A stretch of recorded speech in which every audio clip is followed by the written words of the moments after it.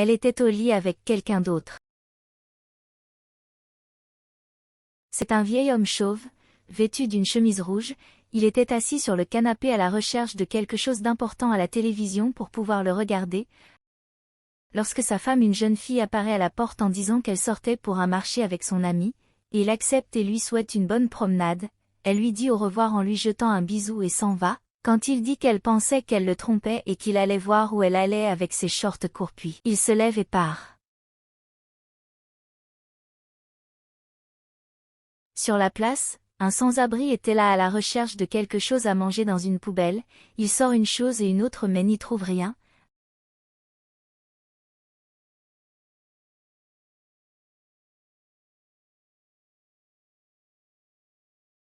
Alors qu'elle et son ami se promènent, elle commente à son ami combien ça le mendiant était un chat, et pendant ce temps il est resté là parce qu'il n'avait rien trouvé dans la poubelle. Son ami observe et confirme qu'il était vraiment un chat et dit que même sa mère dit qu'elle l'attraperait. Elle sourit et dit à son ami que même elle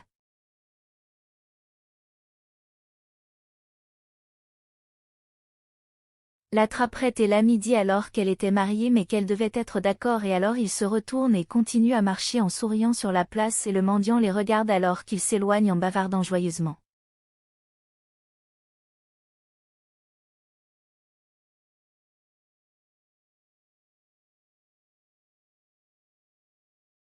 Le sans-abri marche lentement et déboutonne sa chemise, puis, retirant sa chemise et un t-shirt qu'il portait, il s'approche d'un lavabo et la commence à se laver, passant de l'eau sur ses épaules et sous ses bras, les y frottant distraitement.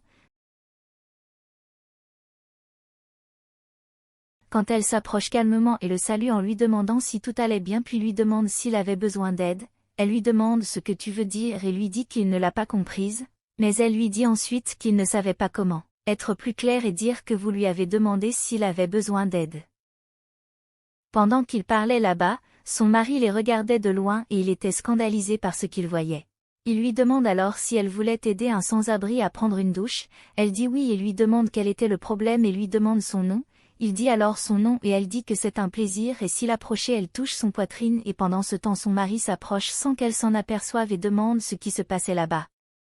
Elle devient effrayée alors que le garçon s'éloigne, et elle l'appelle Amour, l'appelle pour rencontrer l'homme sans abri, et son mari lui demande alors d'expliquer ce qu'il y avait là. Elle dit alors que ce n'était rien et dit que le garçon était sans abri et qu'il l'aidait quotidiennement, et elle demande alors au garçon si ce n'était pas le cas et il confirme maladroitement que c'était vrai et qu'elle lui apportait de la nourriture tous les jours.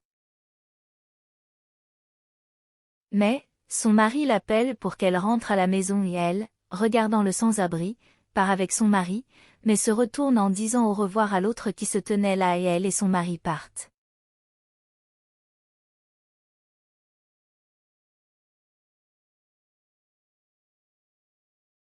Elle était assise là sur le canapé et réfléchit quand son mari lui a dit qu'il allait sortir et en avoir un avec ses amis, mais qu'il reviendrait bientôt et qu'il partait.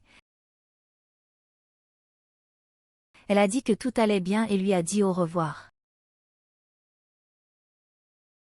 Bientôt il arrive un peu étourdi et ouvrant le portail il l'appelle en disant qu'il était arrivé. Il entre dans la maison en la cherchant et comme il était un peu étourdi il s'appuie contre le mur et l'appelle.